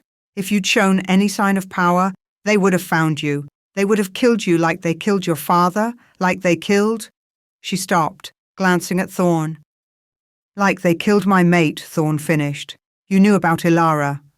"I warned her," Sarah's mother said quietly. "I sent messages, told her to hide her gifts, to suppress them like I taught Sarah, but she wouldn't listen. She thought being queen would protect her. She thought you would protect her." Her voice hardened. "I won't let my daughter make the same mistake." "Mom," Sarah said carefully, "how do you know all this? How did you know about Ilara, about the warnings? How did you even find me here?" Her mother hesitated, and in that pause Sarah saw it. The guilt, the fear. "Oh God," Sarah breathed. "You were working with them, with whoever killed Ilara. That's how you knew." "No, I mean, it's not that simple." "Then make it simple." Thorn's voice was ice. "Were you part of the plot to kill my mate?" "I didn't know they were going to kill her. They told me they just wanted to suppress her powers, to keep her controlled. By the time I realized—" Sarah's mother's face crumpled. "It was too late, and I couldn't expose them without exposing myself, without putting Sarah in danger." "So you did nothing," Sarah said numbly. "You let a woman die. You let Thorn suffer. You let Luna grow up without a mother. All to protect your own secret." "To protect you?" Her mother's voice rose. "Everything I did was to keep you alive. And now you're glowing like a beacon, caught up in royal politics, bound to the Alpha King. You're making yourself a target. They'll come for you, Sarah, just like they came for Ilara." "Let them come," Sarah said. Her wolf rose to the surface, silver light flickering in her eyes. "I'm done hiding. I'm done being weak. And I'm done listening to a mother who let an innocent woman die to save her own skin." "Seraphs, please?" "Who are they?" Thorn demanded. "Give us names. Who wants Lunar Omegas dead?" But before Sarah's mother could answer, the lights went out. Chaos erupted, shouting, the sound of weapons being drawn. Luna screamed. "Luna!" Thorn's roar. Silver light exploded from Sarah's skin, illuminating the chamber in cold brilliance. She saw figures in black, moving through the darkness. Saw Vera backing toward the door. Saw Sylvain stepping from the shadows, a blade in her hand. "Hello, old friend," Sylvain said to Sarah's mother. "Still trying to save her? You should know better by now. The Lunar bloodline ends tonight." Then everything descended into violence. If you're still listening to this story up to this point, why don't you subscribe to this channel to continue getting impactful daily stories like this?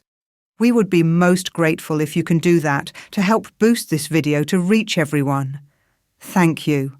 Chapter 4. Luna's birthday celebration was supposed to be perfect. Sarah had spent 3 days planning it with the palace staff. Pink decorations everywhere, a cake shaped like a moon, entertainers who could shift into animals to amuse the children. Luna had been vibrating with excitement all morning, her little face glowing with happiness. "Do you think Papa will really let me open presents before lunch?" she asked Sarah for the 100th time as they stood in the garden pavilion, watching servants arrange tables. "I think your Papa would give you the actual moon if you asked," Sarah said, adjusting the flower crown on Luna's dark curls. 2 days had passed since the confrontation in the council chamber. 2 days of heightened security, of hunting for Sylvain through the palace and surrounding territories, of Serai trying to understand the powers that kept surging through her unpredictably. The silver light came and went, sometimes triggered by emotion, sometimes by proximity to Thorn, sometimes for no reason at all. And always, always, she felt the pull of the incomplete mate bond. It was getting stronger, more insistent. Her wolf whined constantly, wanting to complete what had been started in that alley when their eyes first met. But Thorn kept his distance. Oh, he was near, always near, guarding her like a shadow. But he didn't touch her unless necessary, didn't let himself get close enough for the bond to snap into place. He was still afraid, still carrying the weight of Ilara's death like chains. "Sarah?" Luna tugged her sleeve. "You have that look again, the one you get when you're thinking about Papa being stubborn." I don't have a look, Sarah protested. You do. Your eyebrows get all scrunchy and your mouth does the thing, Luna demonstrated, pursing her lips in an exaggerated expression that made Sarah laugh despite her worries. Your Highness is very observant. I know. That's why I'll be a good queen someday. Luna spoke with the absolute confidence of a 6-year-old. After you teach me all the Lunar Omega stuff, can I learn to make my eyes glow silver? That was so cool.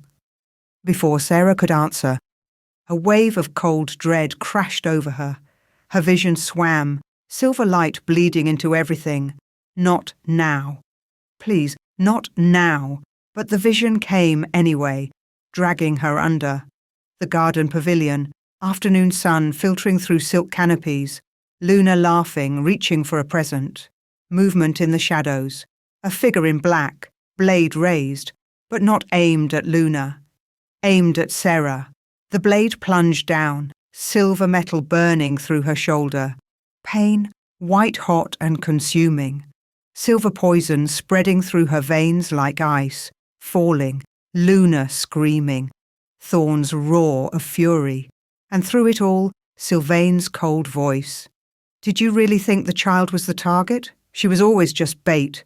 Bait to draw out any remaining Lunar Omegas. And you came running, just like we knew you would. Sarah gasped back to consciousness, clutching the pavilion railing. Luna was staring at her with wide, frightened eyes. Sarah? You're doing the glowy thing again. Luna, listen to me very carefully. Sarah knelt down, gripping the little girl's shoulders. I need you to go find your father. Right now. Don't stop. Don't talk to anyone else. Just find him and tell him... Tell me what? Thorn's voice came from behind her. Sarah spun to find him approaching with Cassian, both dressed formally for the party. Thorn's eyes immediately locked on her face, reading the panic there. What did you see? The attack. It's today during the party, but I was wrong before. Luna isn't the target. Sarah's voice shook. I am. Sylvain is going to use the celebration as cover to... The explosion cut her off. The far end of the garden erupted in flames. Screams echoed through the palace grounds as guests scattered. Through the smoke, figures in black materialized, rogues, dozens of them, pouring through a breach in the garden wall. Get Luna to safety, Thorn roared. Guards immediately surrounded the little girl, forming a protective barrier. No, Papa, I want to stay with you. Luna fought against the guards, tears streaming down her face. Luna, go, Sarah said firmly, even as her heart broke at the terror in the child's eyes. Your Papa and I will handle this.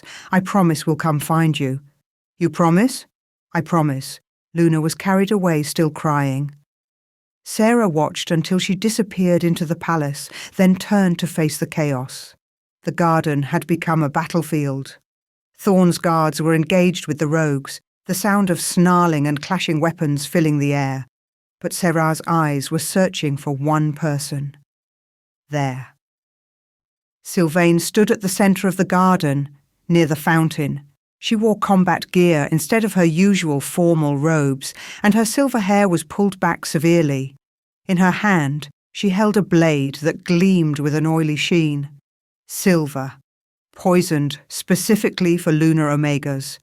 Sarah Ashwood, Sylvain's voice rang out, cutting through the noise. Show yourself, or I start killing children. As if to prove her point, 3 rogues dragged young wolves from the party, pups who'd been invited to celebrate with Luna. One of them was crying, maybe 4 years old at most. Sarah's wolf surged forward, silver light crackling around her hands. Let them go, Sylvain. There you are, Sylvain smiled. Come to me, alone, and I'll release the children. Don't, Thorn growled. His hand caught Sarah's wrist. It's a trap. I know. But she has children. Sarah met his eyes. I can't let her hurt them. Sarah, trust me. She pulled free and started walking towards Sylvain, her hands raised. The garden seemed to hold its breath as she crossed the distance. Her vision played on repeat in her mind. The blade, the silver poison, the cold spreading through her veins. But she kept walking. Sylvain watched her approach with satisfaction. I wondered if you'd be noble or smart. Looks like you chose noble. Pity. Smart would have kept you alive longer. Let the children go first? No, I don't think so. You see, they're insurance. To make sure the Alpha King behaves. Sylvain raised her voice. Your Majesty, one wrong move and I slit these pups' throats. Thorn stood frozen at the pavilion, his entire body vibrating with barely controlled rage. Cassian had a hand on his shoulder, likely the only thing keeping him from charging forward. Now, Sylvain continued, circling Sarah like a predator, let me tell you what's going to happen. You're going to come with me quietly. We're going to take a little trip to my facility in the Eastern Badlands, and there we're going to drain every drop of Lunar Omega blood from your body. Sarah's stomach turned. Why? Why? Sylvain laughed. Because Lunar Omega blood is the key, you stupid girl. The key to creating weapons that can kill any wolf, bypass any Alpha command, break any pack bond. Do you know what human governments would pay for that? Do you know what power that represents? You're insane. I'm practical. The Wolf Wars taught us that Lunar Omegas are too dangerous to let live freely, but killing them all was a waste. We should have been harvesting them, studying them, using them. Sylvain's eyes gleamed with fanatic light. Ilara was my first success. I kept her alive for months, extracting samples, learning how her abilities worked. By the time she died, I'd created the prototype, a silver poison specifically designed to kill lunar bloodlines. Sarah felt bile rise in her throat. You tortured her. I studied her. There's a difference.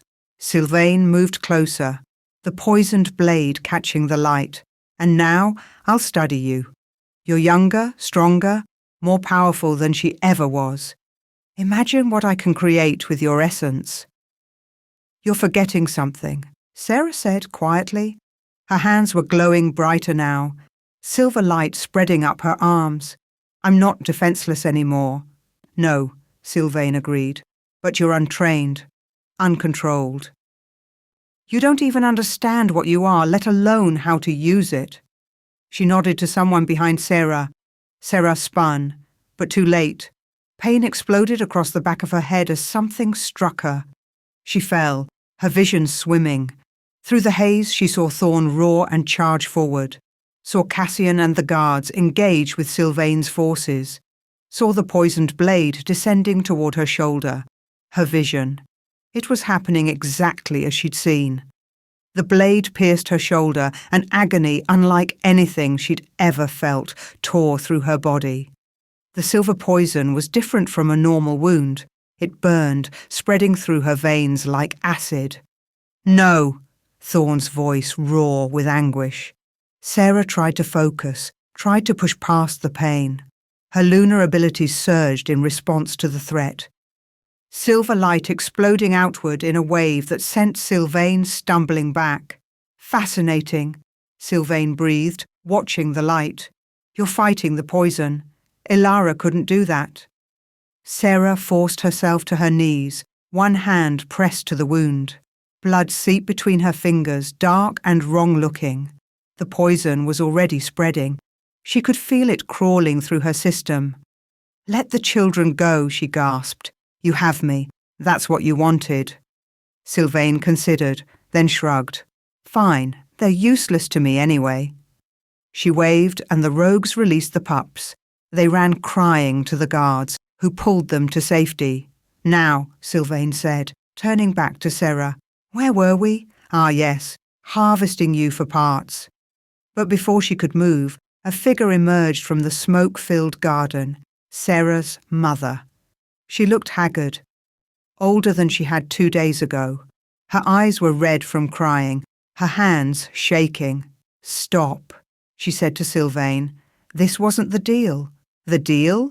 Sylvain laughed. Oh, Mara, sweet, broken Mara. There was never a deal. You gave me your daughter's location in exchange for your pathetic life, just like you gave me Ilara. You're a traitor to your own kind. I was protecting her, Mara's voice cracked. You said you just wanted to study her, that you wouldn't hurt her if I cooperated. And you believed me? How wonderfully naive. Sylvain's smile was cruel. Your daughter is going to die screaming, Mara, just like Ilara did. And you're going to watch. Sarah saw her mother's face crumble, saw the weight of guilt and horror crash down on her. And despite everything, the lies, the abandonment, the betrayal, Sarah felt a flicker of pity.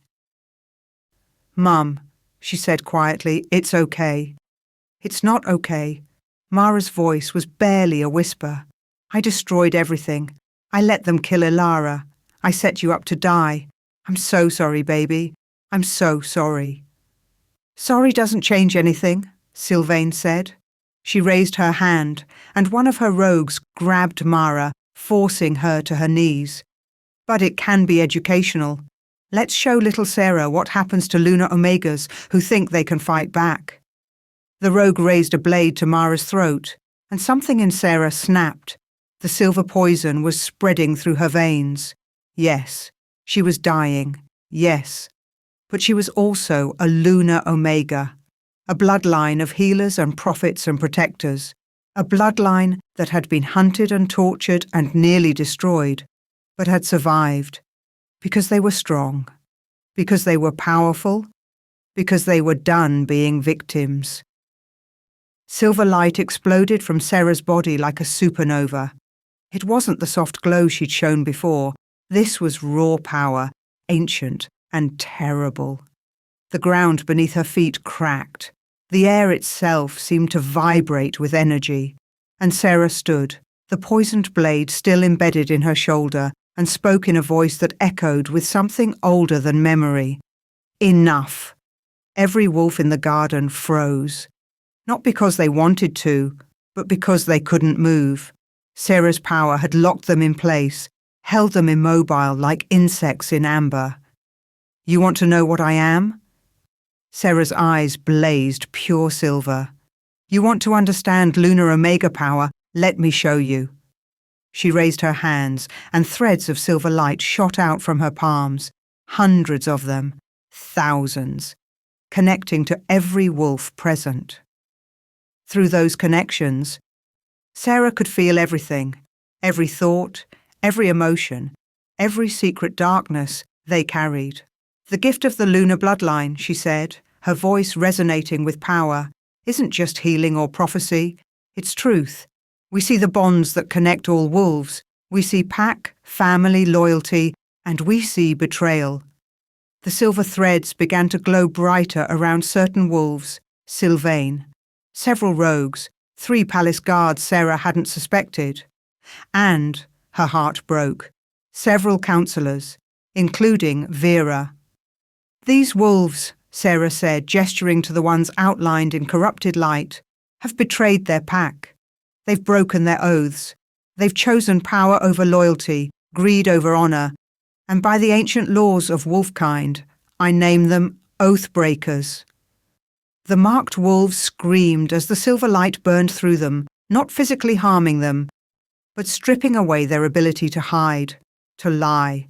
Every wolf present could feel their guilt now, could sense the depth of their betrayal. No, Sylvain struggled against the power holding her. You can't do this. You're just an Omega. You have no authority. I am Sarah Ashwood, Sarah cut her off. Lunar Omega of the bloodline, thought extinct, true mate to the Alpha King, and by the power granted to me by blood and moon and ancient right, I am your Lunar Queen. The declaration rang through the garden like a bell. Several wolves gasped. Others bowed their heads in unconscious submission, but the power was taking its toll. Sarah could feel the silver poison fighting against her lunar abilities, burning through her system faster now that she'd expended so much energy. Her legs were starting to shake. Blood was soaking through her dress. She was dying, and they all knew it. Sarah! Thorne's voice, desperate. He was fighting against the power holding him, his alpha strength finally breaking through her compulsion. He stumbled toward her. Let go.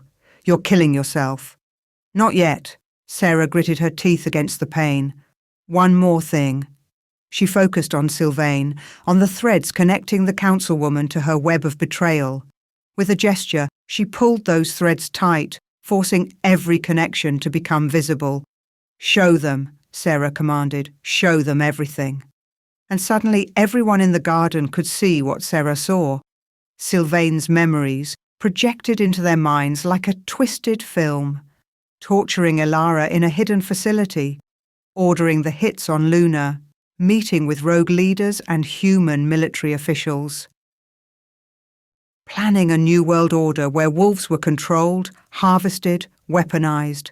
The sheer scope of her betrayal was staggering. "You're all fools," Sylvain hissed, even as her crimes were laid bare.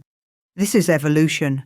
Wolves who can't adapt, who cling to outdated notions of honor and pack. You're already dead. You just don't know it yet." "You're wrong," Sarah said.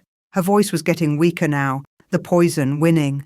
"The strongest wolves aren't the ones who abandon their bonds. They're the ones who protect them, fight for them, die for them if necessary."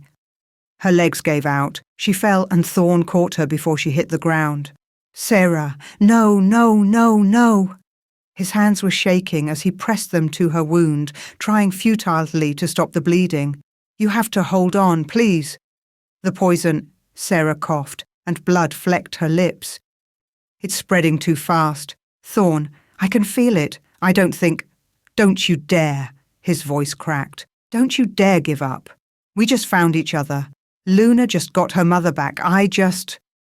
He broke off, pressing his forehead to hers. "Please, I can't lose you too."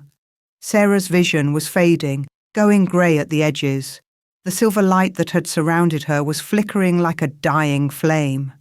Around them, the garden had descended into chaos again. Guards were securing the traitors, wolves were screaming and crying, Cassian was barking orders. But all Sarah could focus on was Thorn's face above her, his grey eyes drowning in grief. "I'm sorry," she whispered. "I promised Luna I'd come back. I promised—" "Sarah." The child's scream cut through everything. Luna had escaped from her guards and was running across the garden, her little face streaked with tears. She threw herself down beside them, grabbing Sarah's hand. "No, no, no! You promised! You said you wouldn't leave!" Luna was sobbing so hard she could barely breathe. "Mama, please don't die, please!" "Little Moon," Sarah managed, lifting her hand to touch Luna's cheek. "Be brave. Take care of your papa." "I don't want to be brave. I want you to stay." Luna turned to her father, her eyes pleading. "Daddy, fix her. You're the Alpha King. You're supposed to be able to fix everything." "I can't." The confession seemed to break something in Thorn. "I can't save her. The silver poison, there's no cure for what Sylvain created. I'm sorry, Luna. I'm so sorry." "But the mate bond." Luna grabbed her father's hand, placed it over Sarah's heart. "You told me Mama said love makes us stronger, not weaker. You said that when mates bond, they can heal each other, protect each other. Was Mama wrong? Was she lying?" Thorn's hand over Sarah's heart trembled. She could feel his wolf through the incomplete bond, howling its grief and rage. "The bond," he started.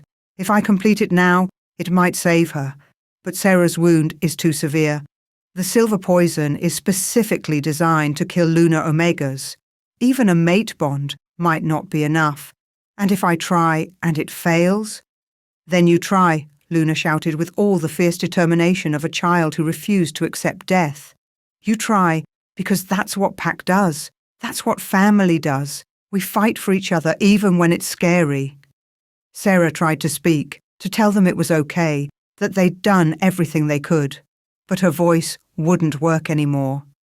The poison had reached her lungs, her heart. She could feel her body shutting down, cell by cell. She was going to die. And the worst part wasn't the pain.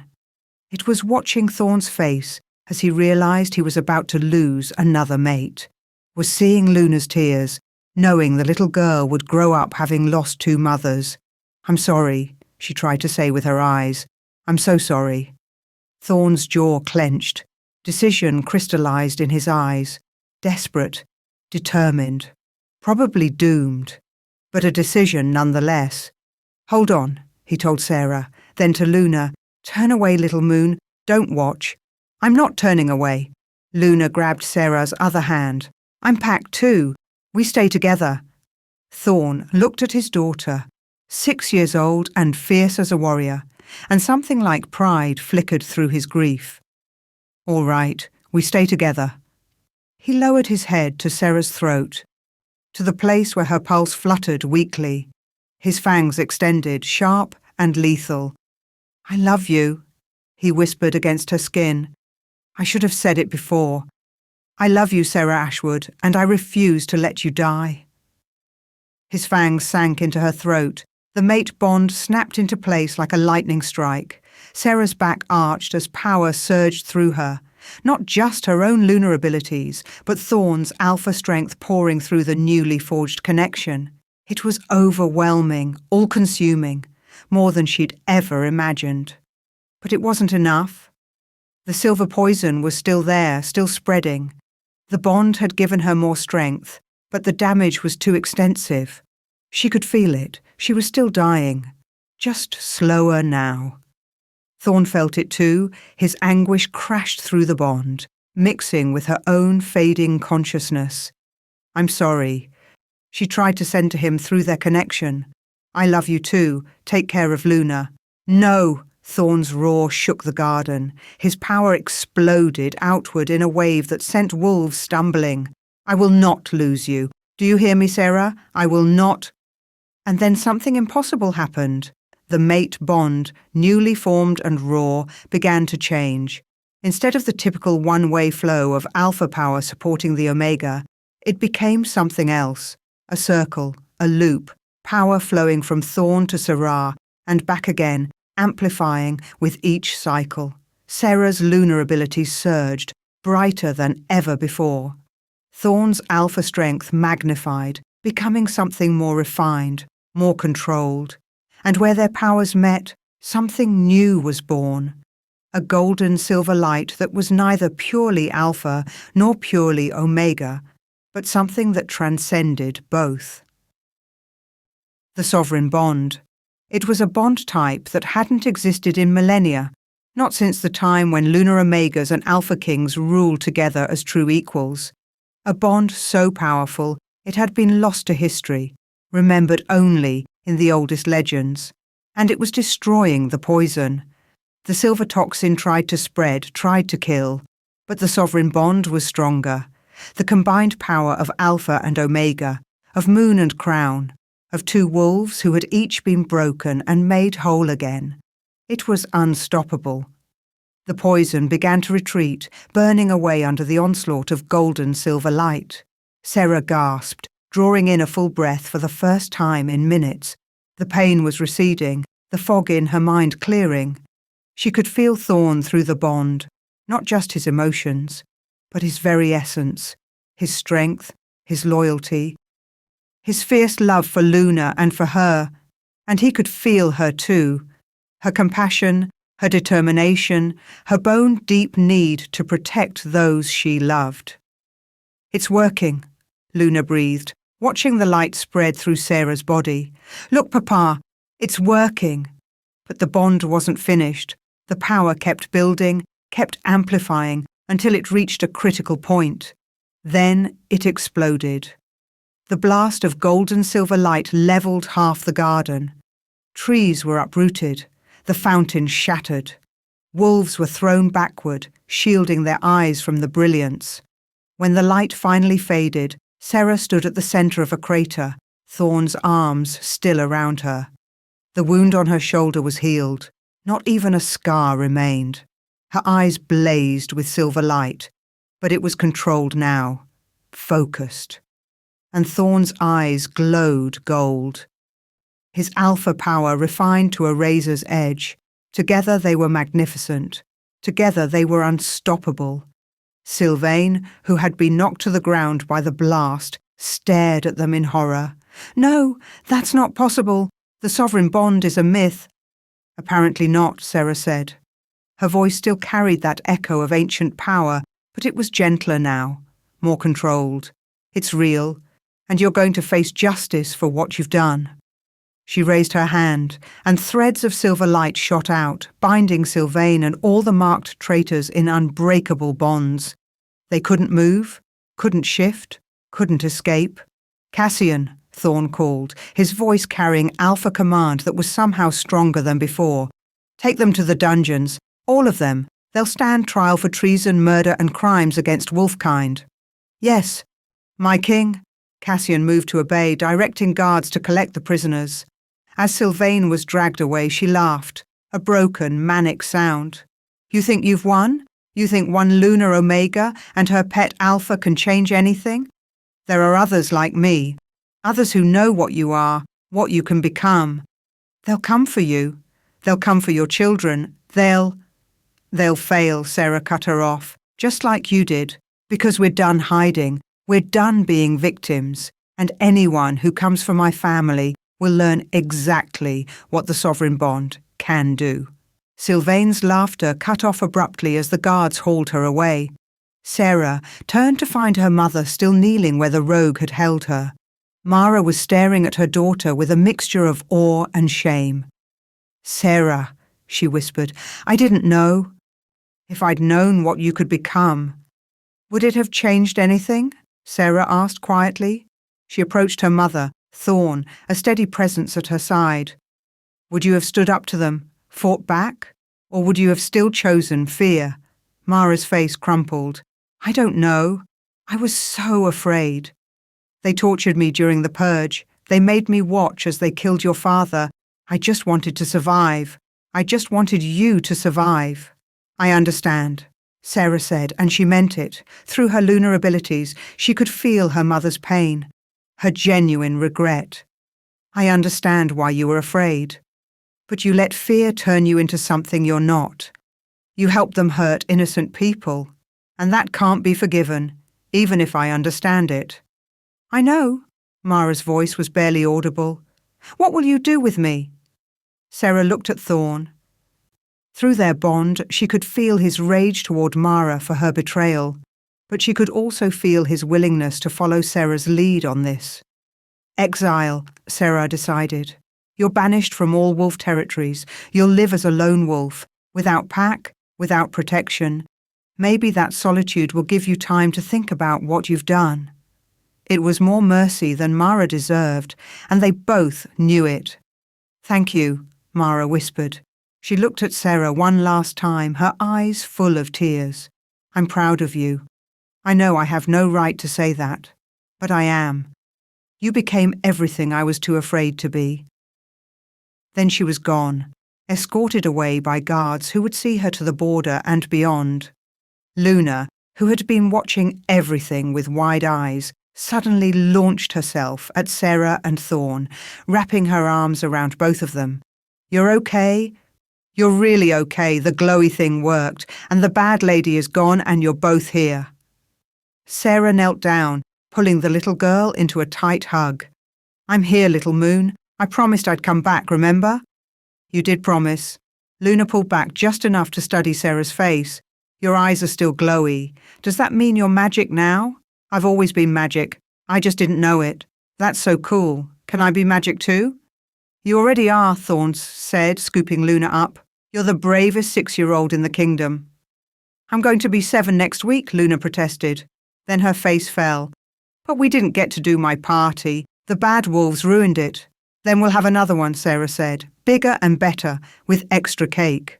Extra cake? As much cake as you can eat." Luna considered this. "Okay. But Mama Sarah?" She used the title naturally, without hesitation. "Can the next party have less fighting and more presents?"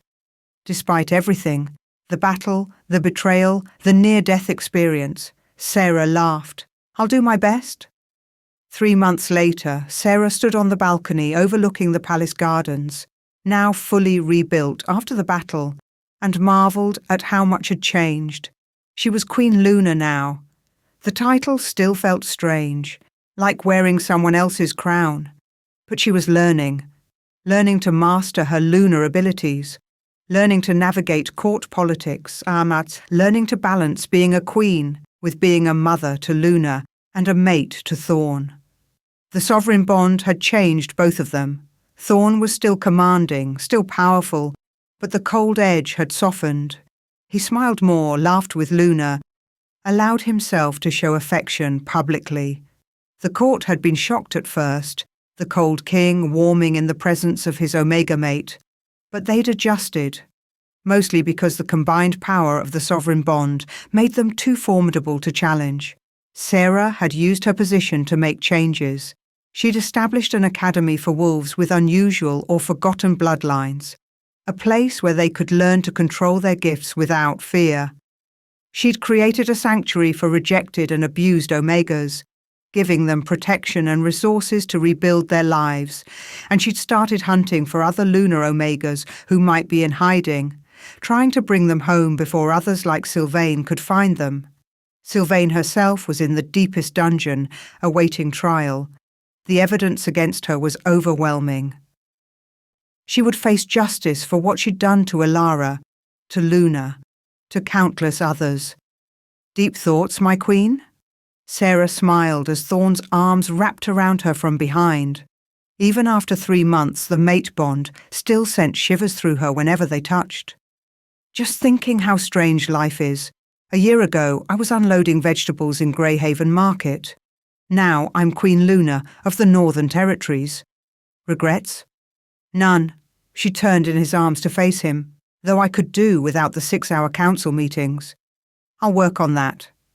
They stood together, watching the sunset paint the mountains gold and crimson. Below they could hear Luna's laughter as she trained with her combat instructor. The little girl had announced she was going to be a warrior princess, and no one had been brave enough to tell her no. A knock interrupted their moment. Cassian appeared, looking apologetic. "Sorry to disturb your majesties, but a messenger just arrived from the northern wastes. He says it's urgent." Thorn sighed. "It's always urgent. Send him in." The messenger was young, clearly nervous to be in the presence of the Alpha King and his legendary lunar Omega mate. He bowed deeply, then held out a leather-bound book.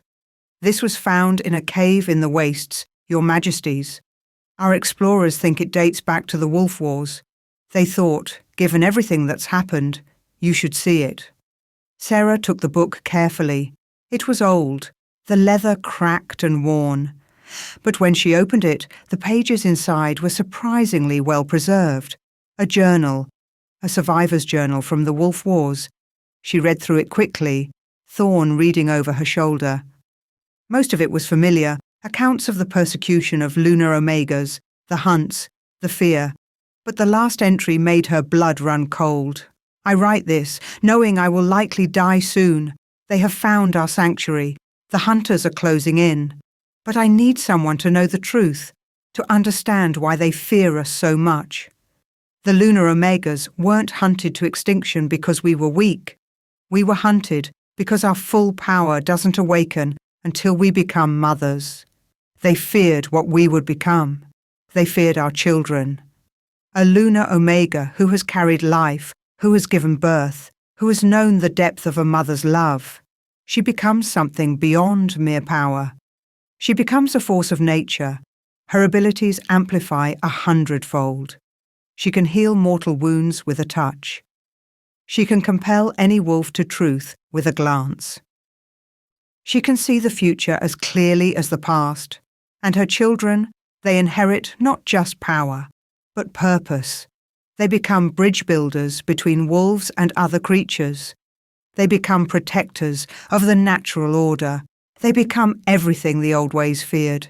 That is why they hunted us. Not because we were dangerous in the present, but because of what our bloodlines could create for the future. To whoever reads this, if lunar Omegas survived, if the bloodline continued, protect the mothers, protect the children. They are the future we died for. The journal entry ended there, the rest of the page blank. Sarah's hand moved unconsciously to her stomach, where Thorn's heir was just beginning to grow, where the future of the lunar bloodline was already taking shape. She'd known for a week, had been planning to tell Thorn tonight, after Luna went to bed, but now, reading this journal, understanding the full implications, Sarah? Thorne's voice was careful. Through the bond, he could feel her sudden spike of emotion. What is it?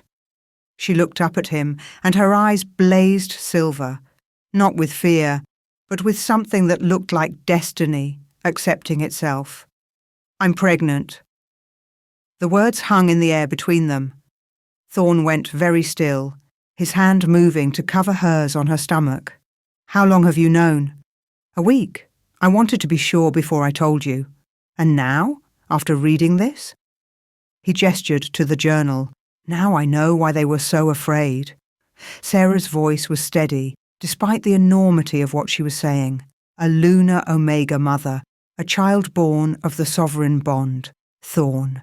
If what this journal says is true, our child will be powerful beyond measure, Thorne finished. He looked torn between wonder and fear. They'll come for us. Everyone who fears change, who wants to maintain the old ways, they'll come. Let them come, Sarah's eyes flashed. We beat Sylvain. We'll beat whoever else tries, because we're not alone anymore. We have each other. We have Luna. We have a kingdom of wolves who are learning that the old ways were wrong. And we'll have a child who represents the future. Thorne's hand tightened on hers. A child we'll protect with everything we are. A child who will change everything, Sarah agreed, just like the lunar omegas of old were meant to do. Through the bond, she felt Thorne's fear, yes, but also his determination, his absolute certainty that they would face whatever came together. When? He asked softly. 6 months, give or take. Dr. Marin confirmed it this morning. Does Luna know? Not yet. I thought we should tell her together. As if summoned by her name, Luna appeared on the balcony, her hair wild from training and her face flushed with exertion. Mama! Papa!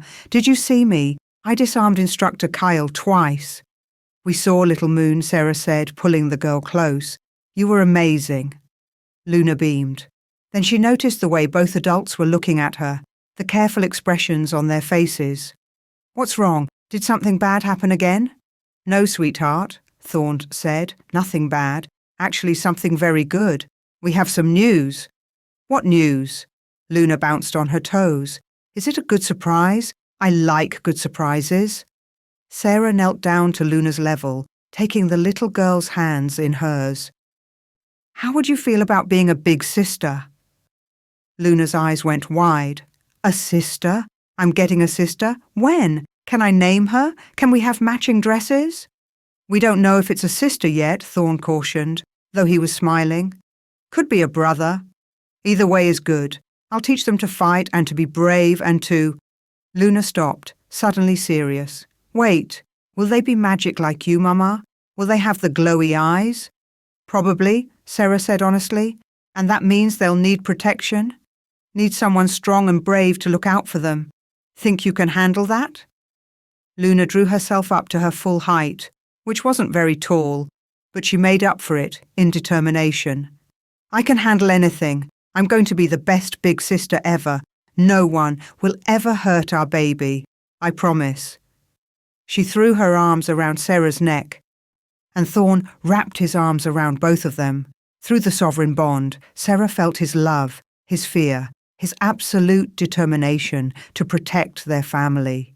And deep inside her, where the future was just beginning to take shape, Sarah felt her child, barely more than a spark of life, but already powerful, already special, already destined to change the world. Her eyes flashed silver as prophecy rippled through her, one last vision granted by the lunar gifts.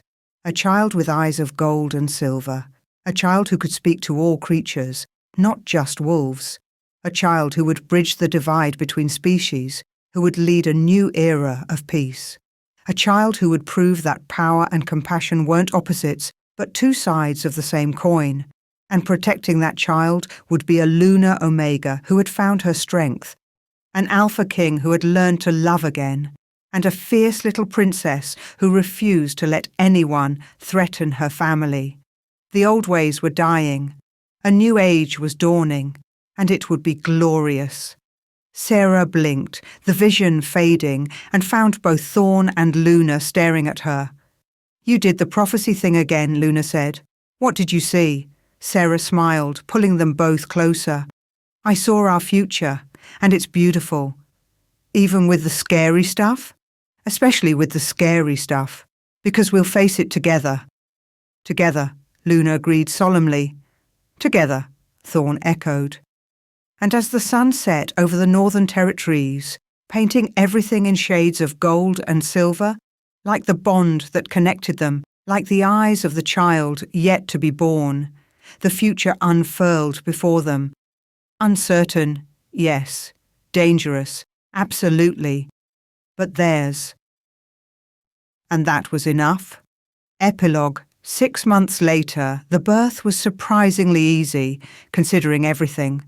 Dr. Marin said it was the sovereign bond, Thorn's strength supporting Sarah through the labour, Sarah's lunar healing abilities keeping her body resilient. When the baby's first cry echoed through the royal chambers, every wolf in the palace felt it, a pulse of pure power that rippled outward like a wave. The child was a girl, with Thorn's dark hair and eyes that shifted between silver and gold. She was perfect. She was powerful. She was the future. Luna, allowed into the room despite protocol, carefully climbed onto the bed to see her new sister. "She's so tiny," she whispered in awe. "What's her name?" Sarah looked at Thorn, who looked back at her.